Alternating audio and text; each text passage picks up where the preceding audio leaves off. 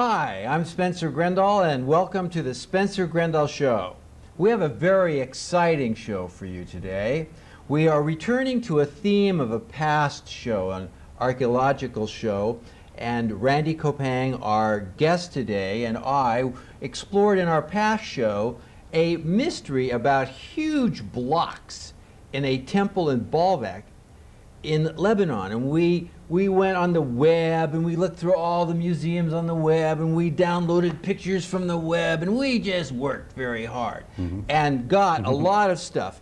And it was a mystery because we have these large stones, and how did this happen? These are bigger than stones in Egypt, but similar in certain ways and yet different. And Randy got so excited that he bought a ticket to Lebanon, took a cameraman, and hightailed it there. Not only go to Lebanon, he went to Egypt. So we have a two-part show, Anomalies to the Temple of the Sun. And what we mean by anomalies here is unusual things that we with modern science, or with what we now know about ancient science, cannot explain how certain things happened. That there are like clues to a greater mystery. Now, Randy, welcome to the show. Thank you, Spencer. And tell us about this incredible journey. How did you get excited and take off to Lebanon? Well, yes, indeed. In our previous program, which was exactly a year ago, almost exactly a year ago, I felt that actually, to clarify a point, we did attempt to dig up as much information on the site of Baalbek specifically as we could on the web. And we found quite a bit of, shall we say, more mundane perceptions of what the site represents, but we found very little evidence and not very much photographic evidence, shall we say, especially in that sense, that showed exactly what has been described in a number of books that have come out, that are books devoted to revisionist history. Well, there's a number of people, and more of them all the time, writing books and doing a lot of very good research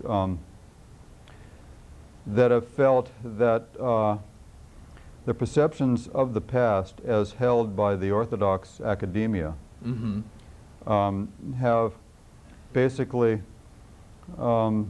understated a lot of artifacts that are there throughout the world, and kind of arbitrarily decided that they were insignificant, and so therefore they didn't include them in their overview of what history suggests as far as perhaps technological developments in the ancient past, and then how these artifacts played a role in both the cultural and spiritual lives of the people of the past. And what happened with me was I got enamored with this one particular site, especially this one at Baalbek, because I noticed that there wasn't a lot of photographic evidence that was described in some of these books, such as by Zacharias Sitchin in his book, another guy named Alan Alford.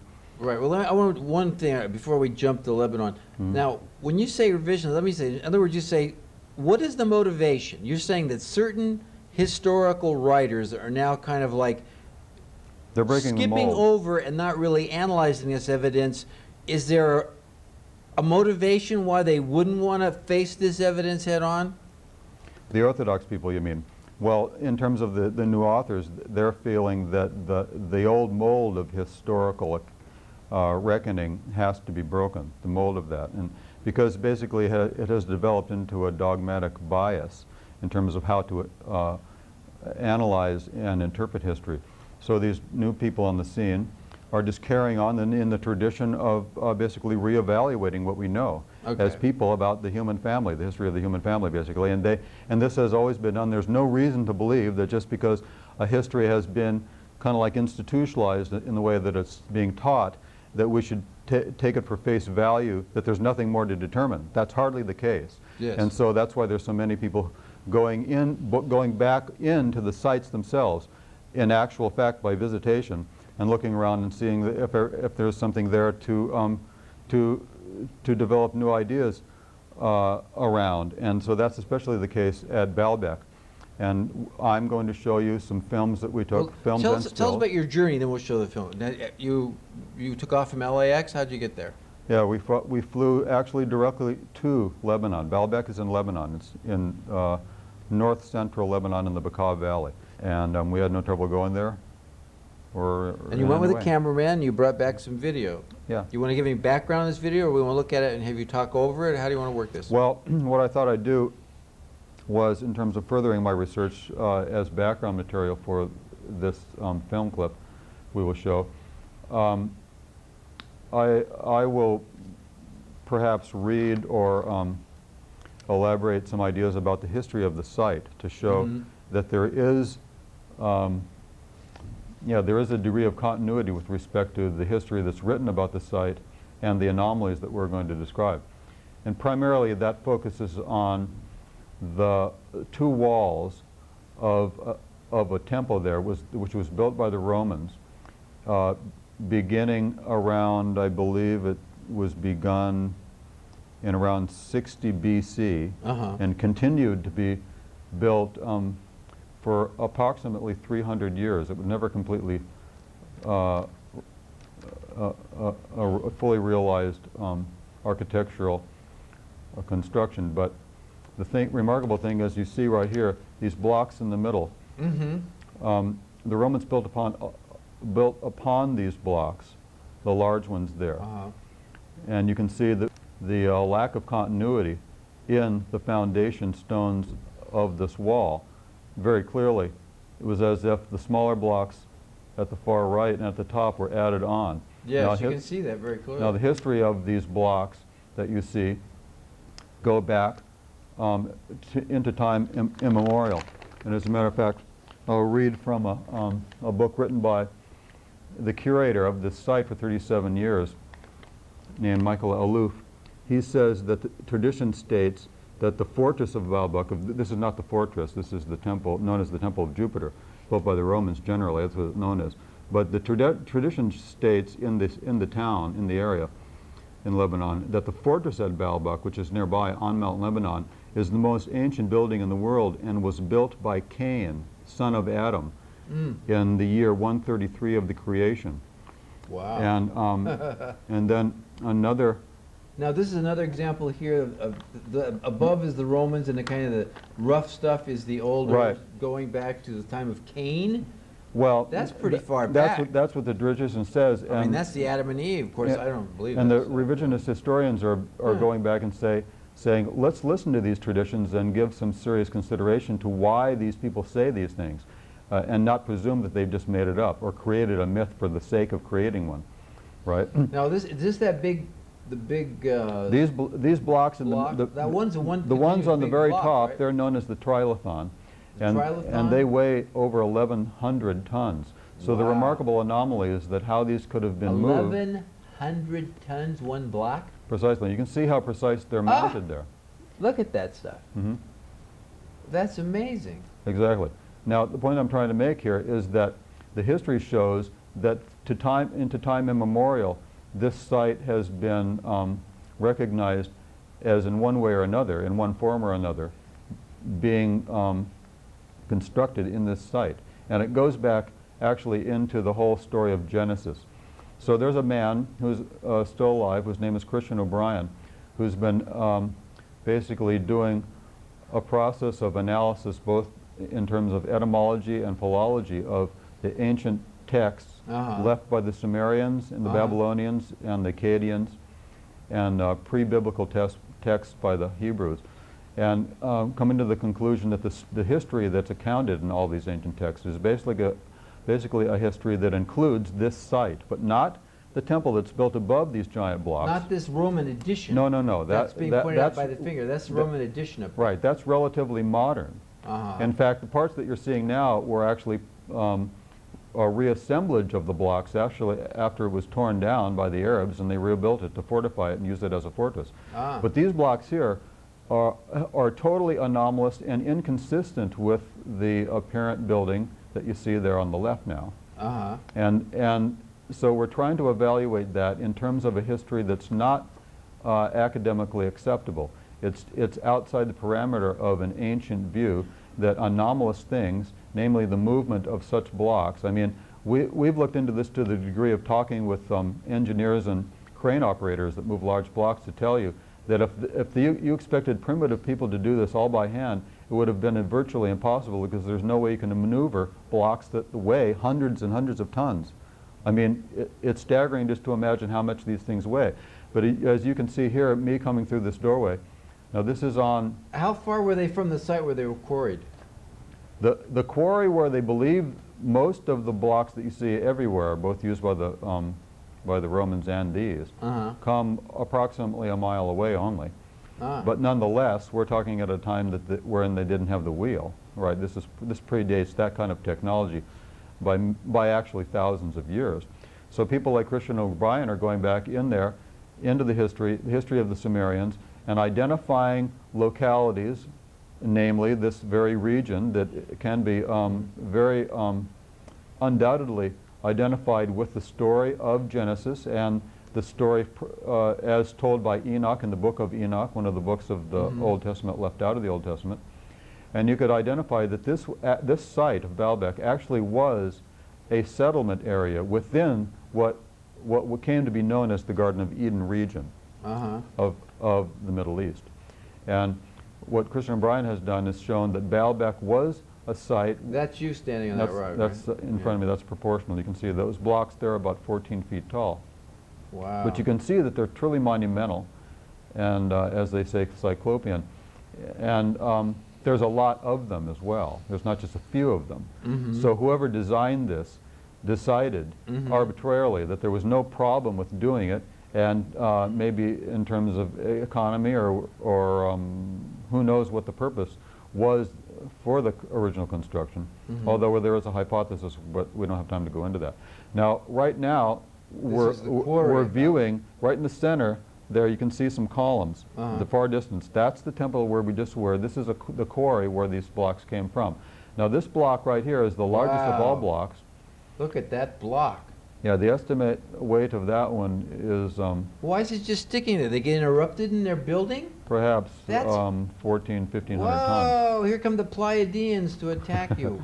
Yeah, now in two books that I have on this site, it actually states, this is not a revisionist supposition, that there was a place for it at the site, and there was every intention of moving it over there, but for whatever unknown reason they did not. So it's not a hypothetical that this block was going to be used as such. They actually say that in the histories, that it was very likely to be used. Give us the length and give us the dimensions of this stone. I think this is 72 feet long, and I think that's more or less 14 or 15 feet square. It's not the only one, however, and one of the new things that we discovered was that over the hill, not found in any books or any websites, there was another block approximately the same size, and we're going to show that here now. This is actually, you know, a few hundred yards away to the north, and there it is. And it's been cut up a little bit. Why? Yeah, there was a little bit of it looks like they might have been attempting to you know, take some of the granite, carve it up into smaller pieces or whatever. Make some bricks. It's cyclopean, just like the other one. Wow, that is huge. And very remarkable, yeah. So the question is, why would people build with such large building materials that would seemingly be so illogical to use, given the size and the magnitude of what it would take to move them? The gravitational forces alone on such objects would seemingly preclude them getting it over there in one piece without killing anybody in the process. And yet, not only did they do it, they did it with expert precision when they placed them in there. That's what's remarkable, and so that's the anomaly we want to deal with. Now, so maybe I should skip ahead to a precedent as we come back here. And the precedent is that in the 40s and 50s in this country in Florida, there was an immigrant from Latvia, a man named Edward Leedskalnin. And he built what is known to this day now, currently being preserved in Florida by the state as a heritage site, what's called the Coral Castle. And it was basically a large residence that he built entirely on his own. And it was very well documented, irrefutably, without any doubt, and known by government officials, because it's said in a recent book that came out that addressed his situation at length, in a chapter devoted to his work, that the United States government actually visited him to find out how he could construct a rather large building, all composed of They're again very, very large blocks weighing several tons each. And he did it entirely alone, without the help of work gangs, assistants, cranes, or any machinery to help him maneuver these blocks after he quarried them himself. Basically, the building material was a kind of coral, which is in the area. And how heavy is coral? Coral's not as heavy as granite, though, is it? No, but, well, it can be if their pieces are large enough. And the largest piece in his construction was 30 tons. Another one was 20 tons. The average, I guess, was maybe 1 or 2 tons. But this place is now being protected by the state of Florida. And in the brochure, which I saw a brochure that you can get there, it actually makes it perfectly clear that the anomalous thing about his work was that he was able to move seemingly impossibly large blocks all by himself with precision, and constructed this residential, well, this little castle that he created. Now, the principle is that if Edward Leeds-Callan could do what apparently people did in the past, seemingly by unknown means, which he would never reveal till his death, perhaps he was right when it is now quoted by him as saying, he was quoted as saying that he figured out how they built the Great Pyramid, because one of the anomalies of the Great Pyramid, which we will address in the second part of our program, or large blocks there, just like you just saw at Baalbek, were done in some anomalous way. Now, the Orthodox view is that it wasn't done by anomalous means or paranormal means or anything else. It was just basically done by grunt work. Lots of slaves and a bunch of little pulleys. Yeah, exactly. And that's all very romantic and seemingly logical and rational. So you try and do it as an experiment. Except, right. Fortunately, we have this situation with Mr. Leeds-Callan, who obviously did employ anomalous means. So there's no reason why we, as modern people, should not take that as a precedent and say, you know, it may be worthwhile to look into this to see exactly how he did the impossible, because it wasn't possible for one man to move blocks that weighed 20, 30 tons all by themselves. And when you look, and when you go to Baalbek and you see blocks that weigh over 1,000 or 1,100 tons and are placed over 20 feet in the air with precision, maybe that's how they did it. And so basically, this is the kind of thing that motivates a lot of people who are going into various areas, such as Stonehenge, such as places in Peru, Tiwanaku, and perhaps even the pyramids in Central America as well. That something was known by the ancient peoples that actually makes them not primitive people. In some way, they may be comparatively primitive in more cultural ways, but in terms of technology, what they knew about astronomy, various things like that, they apparently were much more sophisticated than even we are today. What's the conjecture about how this, what's his name, this Finn? Latvian, Mr. Leeds-Callan. Basically, he actually published a few monographs, or one in particular that I know of, and a few other little small articles, that he had a theory of relativity, shall we say, about the nature of matter itself. And that apparently led him to the realization that he came to, that you can maneuver matter if you understand more about the nature of its quantum properties. In other words, the magnetic properties of the atoms, the structural atomic essence of any given material. And if you understand enough about that, you can in some way alter it to such a way that it can be maneuvered as if it didn't weigh as much as it did, and therefore in some way, shall we say, violate the forces of gravity. But perhaps gravity is not what we think. Well, you know, when I was at Brown, there was a graduate student that I ran around with for a while, a crazy guy, and he was really into Tibet. And he was convinced that you could get a group, now you're talking about one man, he was convinced that you could get a group of people and take a tone. And with a tone, you could actually come by a tone to the tone of this mass. So if you got your tone of monks, you know, and you keep working on the tone of that mass, that when you hit the tone of the mass's gravity is released for a moment, and it's like a balloon, and they would just float these things up. He was convinced of this, and it was very interesting to talk with him, because it is a very captivating idea that, that the mind itself is in fact the most powerful tool on the planet. Right, as in the aphorism, mind over matter. Well, I've heard that theory specifically related to the situation you just described myself. And as a matter of fact, there's no reason why not to consider that as a serious possibility, because science, in the orthodox sense, has in fact been pursuing the paranormal. And they don't highly publicize the fact that they have been researching it, but they have for actually quite a few decades now.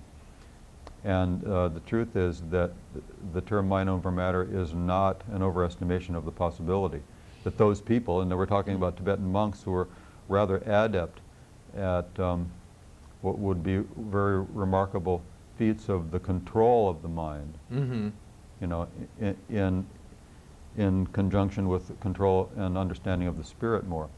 And it's perfectly within the realm of possibility. Now, for the rational skeptic, since they haven't seen it done, then they would be inclined to not even to consider it as a possibility. But what I'm saying is that the revisionist historians that are coming up and making their mark now in more or less revising and redefining the history that we've known, they are open-minded enough to consider such things in light of the type of thing that we see at Baalbek, in light of the thing that we see at on the Giza Plateau. Well, let me get it this way. A lot of people in the marginal community that goes to these expos and things that we all love to get all of our knowledge about a lot of things that are kind of crazy, but some of them are obviously probably going to be true. The question is since we have this character who did this, this would kind of take the pressure off us looking at an extraterrestrial.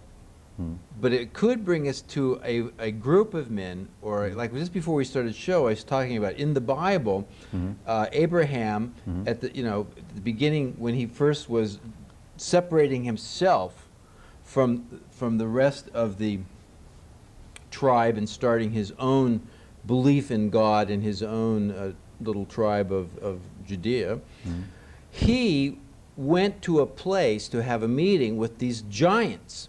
Huge men, of which finally David and Goliath is probably one of the remnant stories of this group of men. The question would be, and we're running out of time in this for this part, but could it also have been that it was a group of people who, for one reason or another, they're not recorded in history, but we have whispers of them in the Bible, and we have whispers of them in Chaldea, and we have some whispers of this group of people in Egyptology?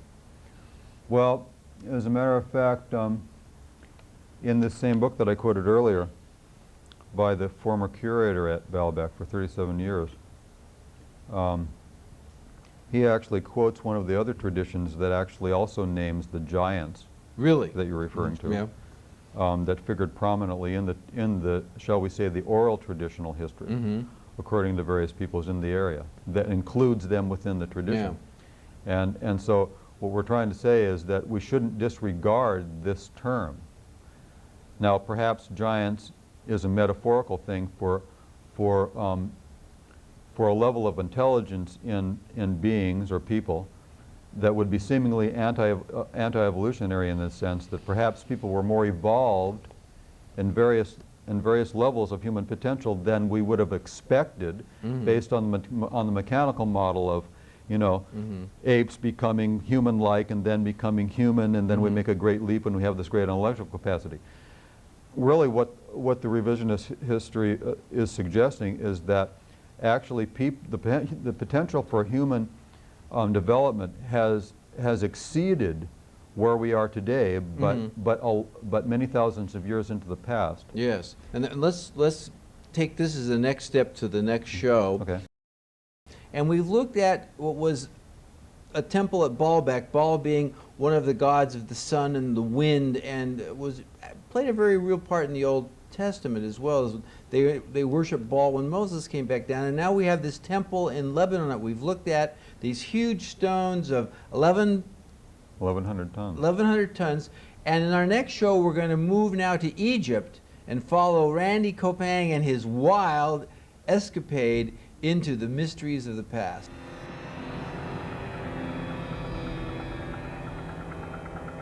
and we're today going to be discussing Egypt. So, Randy, continue your interesting saga, your tale of questing how ancient man moved great stones.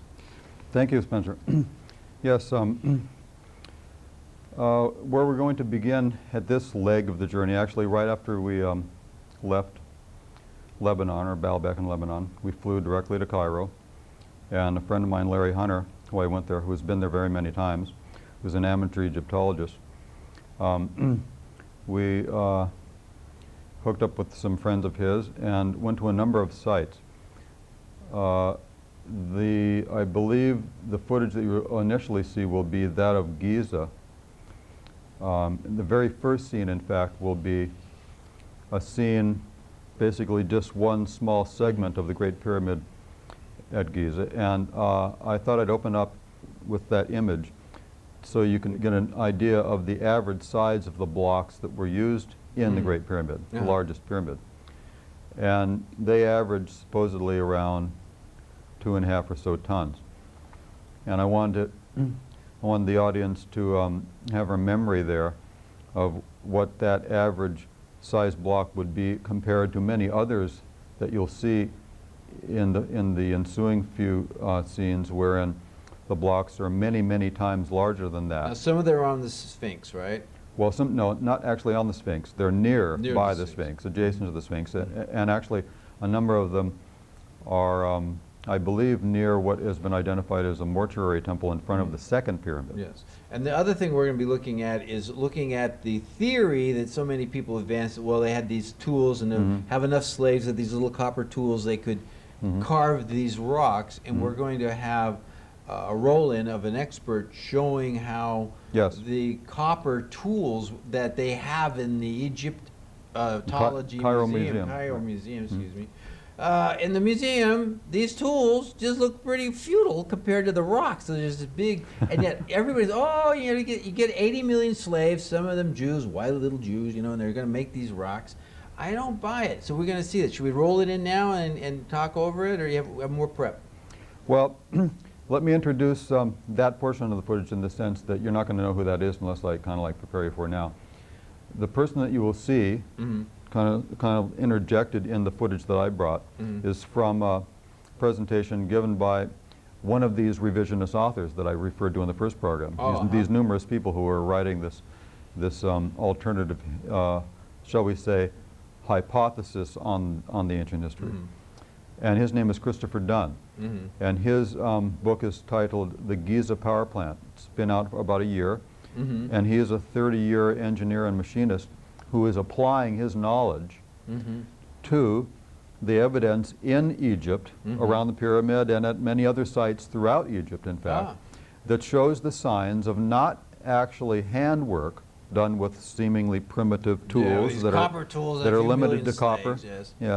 But actually he shows unequivocally in some cases that there was obviously some kind of more highly developed technology well in advance of the ancient primitive means of people who were doing this basically 3,000–4,000 years ago. And therefore, my contention is that that's anti-evolutionary, at least in terms of the evolution of technology. If we consider what we are doing today with all this technology here making this show, is the end of an evolving, sophisticated process.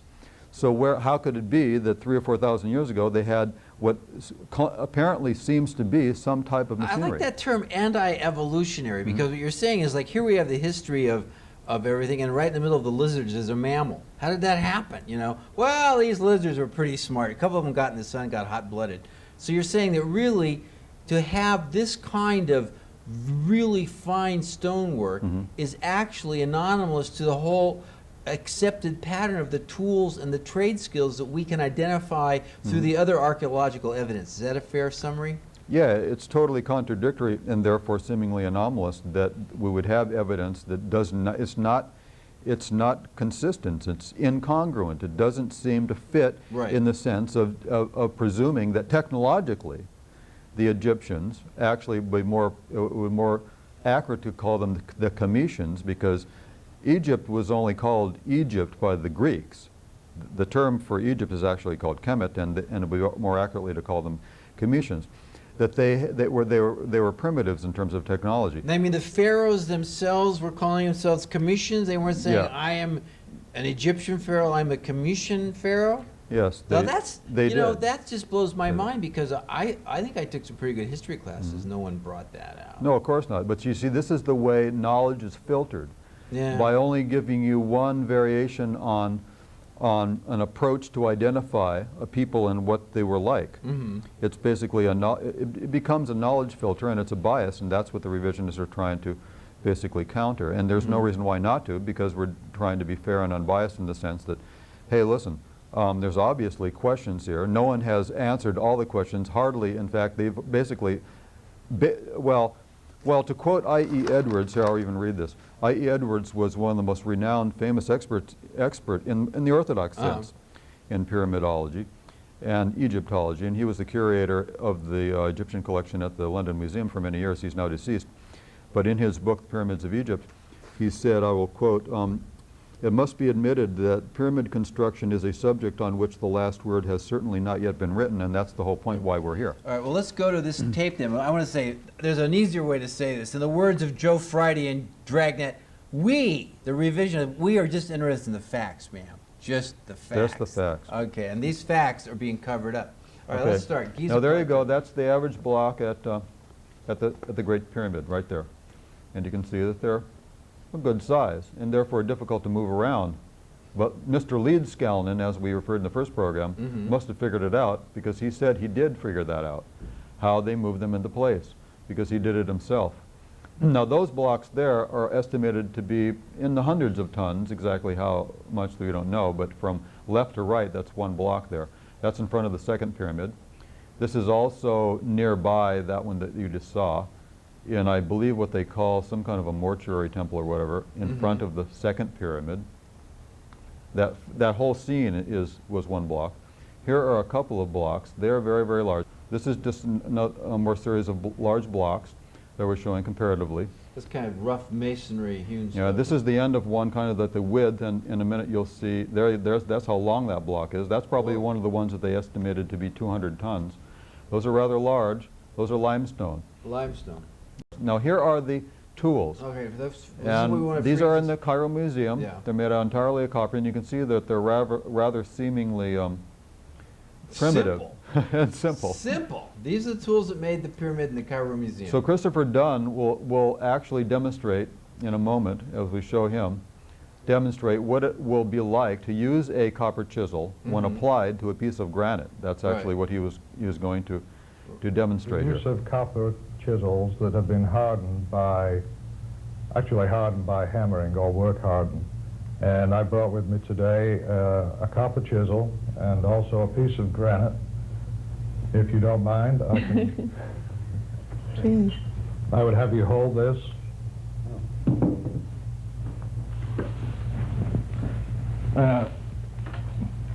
They confiscated I have a brand new ball-peen hammer. They confiscated my hammer at the airport. They will not allow The age of hammers through the terrorism. airport now. So I guess I'm going to have to leave this behind too. The corner is generally the weak area. This chisel was created for me by a fellow by the name of Bill Cronkite at Danville Metal Stamping. And so I'm going to attack this corner with the copper.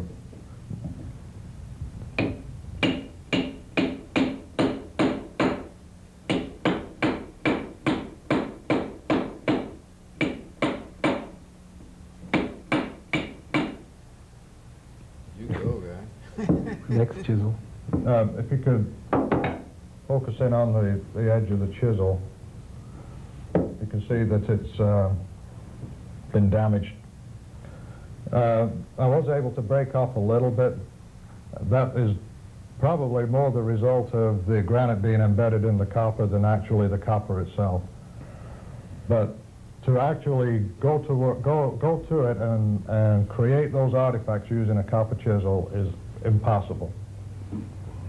And that's what the Egyptologists basically have asked us to believe. Is that correct? That the tools of which they show in the museums in Cairo are basically this particular technique you just showed us. That's what you'll read in a book on Egyptology if it's written by certain Egyptologists, yes. Wow, isn't that amazing? Mm-hmm. This is something, you know, because I remember they get you young, you know. I can remember being very young in school, and the teacher says, "These are the pyramids." Imagine they show all these little workers, you know, they're all like chiseling away, and it doesn't work. Well, in point of clarification, the copper tools, I'm sure, were effective in cutting limestone, which is extremely soft compared to granite. But if you look on what they call the Mohs scale of the hardness of materials, copper, even hardened copper, which the Egyptologists say they developed some method to harden it by tempering it or whatever, and even I.E. Edwards, who I just quoted, says in his book that they haven't found any evidence of how that could have been done. He said that. But in any case, they say that maybe they hardened it and made it a little bit harder, and so therefore, you know, then they could do better work with it. But the truth is that on the Mohs scale, copper, hardened or otherwise, is about half as hard as granite. So it makes no logical sense that they could do precision, the type of work that you will see continuing here. And so as we continue in the roll-on, you'll see some of the precision work that we're talking about. Okay, now we're beginning to get into the issue of the granite, and you'll see the arrow is pointing to what they call a blend radius between the perpendicular sides. Now, we'll give some much better examples than that, but the mere fact that there's a contour there in between the two angles. Here is a much better example of that. And you can see the arc, the way the piece is arced over. Yes. Well, Mr. Dunn took some calibration devices to Egypt. This is a better angle of that same piece that weighs a number of tons, actually, this piece of granite. It's pink granite. And notice that the contours in the blend radius there in the corners, and then the radiuses of the curve itself are absolutely uniformly, precisely parallel and contoured in basically 3 axes, X, Y, and Z axes. And his conclusion was that in no way could have been done by hand with copper chisels. Now here's a better contour. I photographed that photograph, and I'm here to tell you that those curves are absolutely uniform, just like they had some kind of a router or something that went right through it and cut it. And the uniformity is a function of the device used, not that it was done by hand. Handwork can't be done like that. It's too irregular and too imperfect to create such uniform parallel surfaces. Here's some more of the blocks, very large blocks. These are also at Giza. And now we're going to go to another site to show more of the evidence of machining. And this will be a site that's about 10 kilometers or so south of Giza, where the pyramids are. And this is the site of Abu Sir. And there are 3 of the pyramids that are at this area, circa 2490 BC. That's the hypothetical time that they believe all this took place. However, the revisionist view is that actually the temples associated with these pyramids were there long in advance of when they were utilized by the pharaohs in perhaps the 5th dynasty. Now, is this another anti-evolutionary thing, or are these actually younger? This is the beginning of a series of photographs. Here you see some more that show absolute evidence of boring. Now, the conventional view is that they did have drills. The problem, though, is that they've never found any drills. Well, there's no evidence of drills in any So of these obviously digs. what we're showing is that they did have evidence of drills, but they never found any. Really all they ever found were copper chisels and some kind of like There's a hammer hand in devices. there, yes. But that's a rather large one. But the most impressive holes are right here in this shot, and some close-ups we have to show the scoring on the inside of the holes at the radius. Here's even more. Those holes are about 2 or 3 inches in diameter, and they're absolutely perfect holes. That material there was basalt. This is just, and here's another one. Wow. This is really, you had a good cameraman. This is very good contrast here to see the different styles of... Now here we have an example of this. As you can see, that's a perfect hole. And you can see little lines on the inside that are due to the scoring of the drill bit. Well, how do Egyptologists of the conventional Orthodox view explain these holes if you have no Right. evidence of the tool? You can see the scoring Yes, on the inside. I see the scoring. Right, of the rotation. And actually, an unusual thing about the boring device that they used, and that material there you see is basalt. It's approximately the same hardness as granite. The types of drills that they used were actually hollow drills. They were actually tube drills, which was even more remarkable, presuming that they used copper drills, because they would be seemingly even weaker than if the drill was a conventional drill, as someone imagines a drill in their mind. These drills were hollow, so that it left a cylinder that had to be broken off after the drill went down. Do we use diamond bits to do that now? I mean, Yeah, can they well, do that with steel? we would use basically something that would be called silicon carbide, or perhaps with diamond tips on the drills to cut through that type of hardness of material, yes. And of course, you can imagine, well, they must have had the technology to affix What are these called? precious stones to the material of the copper if the drills were made out of copper. The whole thing is illogical. Now here's a copper lid. This has been addressed. What lid? A copper lid, basically. A coffin. Your coffin lid. Yeah. Copper lid. Sarcophagus. Yeah. Okay. Wow. Here's a shot of the facing stones that are the type of thing that are now missing from the 3 Great Pyramids. But this shows you what they would have looked like if they were still there. They had been removed. Because they were too valuable? Yeah, they removed them to use them as a building material. They were marble rather than granite, is that right? Not quite marble, but close to it. Now, how did they cut those stones right there? Is that sandstone? Well, there's no telling. Those are made out of red granite. Jeez. It's hard to tell how they did it. And we have just those little copper tools and 100 little slaves.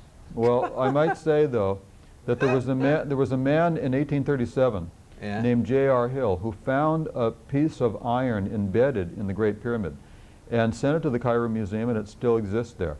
It's the only piece of iron that was ever found that was absolutely irrefutably shown to be a part of the site where it was found, so they couldn't presume it was placed there later after the ability to make iron was developed. But actually, where Mr. Hill found it in 1837, it was emplaced between some of the blocks, I believe somewhere in the Great Pyramid, and therefore must have been there when the pyramid was constructed, and they didn't refute that. However, they don't make a big deal about it because, of course, the primary classic pyramid age, which was in the Old Kingdom of the dynastic period, which was divided into an Old Kingdom and a New Kingdom. The Old Kingdom ended around the 5th dynasty, and that's around, 2400 BC. Now, they ostensibly didn't have the ability to smelt iron or create iron. So when Mr. Hill found the piece of iron, they took it and they cataloged it, and then they just set it aside and forgot about it until recently some people went there and said, hey, listen, we know that they found it. A very renowned Egyptologist noted it in one of his books, and that's how they had evidence for it, and so they went there to see it for themselves, and it does exist. But they don't claim it has any place in history because, of course, it doesn't fit into history. So what I'm saying is that the find shows that obviously they must have had some kind of materials harder than copper, and that at least shows that in one instance it shows they must have had something harder, namely iron. But they haven't found really anything other than that, so it's an anomaly. So Mr. Dunn hypothesizes with a great body of evidence, much greater than we've even referred to here. I mean, it goes on and on. We don't have time to discuss it. And it's over and above simply drilling techniques or the cutting and placing of precision-placed blocks that weigh 70 tons in the Great Pyramid, or these contoured pieces. It goes on beyond that too. But in any case, the point is that Mr. Dunn makes a case for this in the sense that you can very clearly see evidence of some kind of machining in various ways, not only drilling, the sawing of great pieces of granite, where in the book he shows that the grooves in the granite were left from the device that was used to saw the ends of certain things. And it must have been a machine that worked at high speed, because if you were going at a slow pace by hand, you would see that, oh, we're getting a little bit off, let's stop.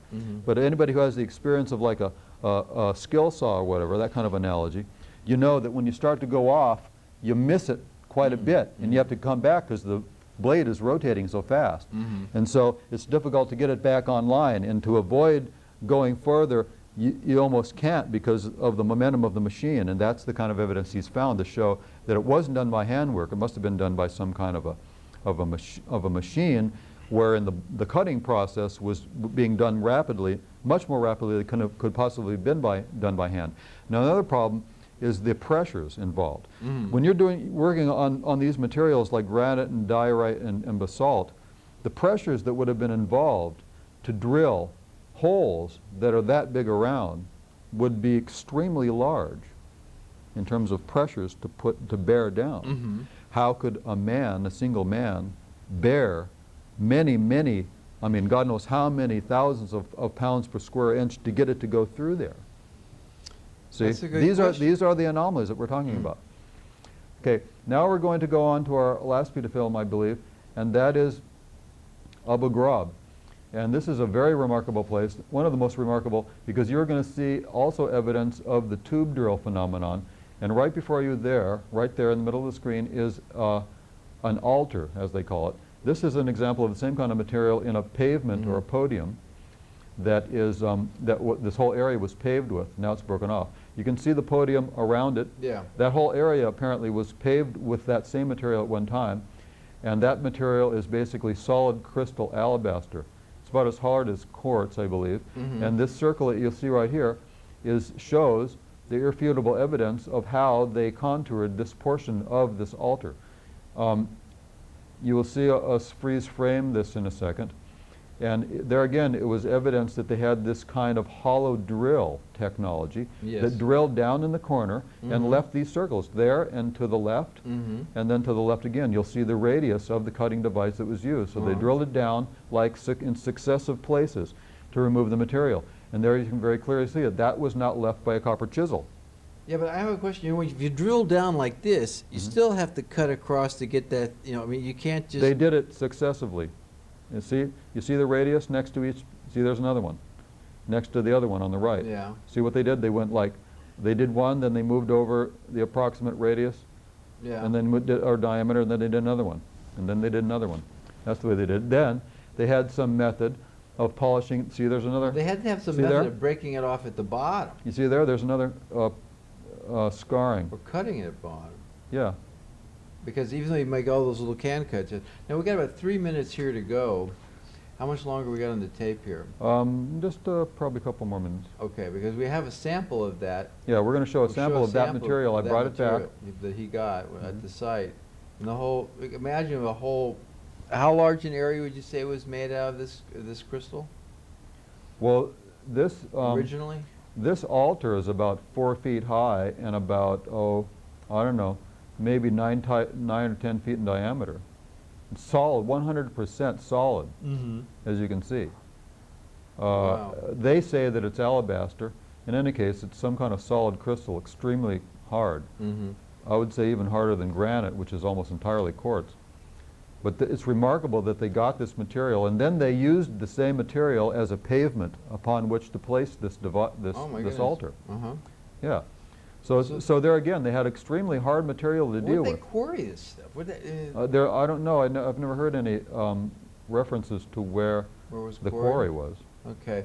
Well, we're now only down to 1 minute, so we should probably fade from the roll-on now to we can show the stone that we actually have. Yeah, we have a piece of this. So Tim, if we come here, here is the stone. They actually had that something would be 4 feet. See all the little veins in it, and that it would be a larger. That's a small piece that had fallen off, was lying on the ground, and we're going to conclude with, imagine how they were able to cut that with devices that we still don't understand how they do it. And let's conclude the show with, that's why we called this the anomalies. There are situations in these temples and their construction which are so unique and so different that we still don't know how, from the evidence that we have now in archaeology, how they did these things, and how they did them is a mystery. And we would appreciate if the historians, instead of not glossing over the facts, would meet these facts head on, so we could have a greater understanding of the kind of human accomplishment and achievement that was truly done in ancient times. And Randy, I got to really thank you for coming on the show with this amazing video that you did and that amazing journey you made to Lebanon and to Egypt. And really thank you very Sven, much. It was for really inviting a me. great adventure. And stay tuned. We'll have more adventure with Randy to come, I'm sure. He'll be off on another adventure soon. That's right. Thank you.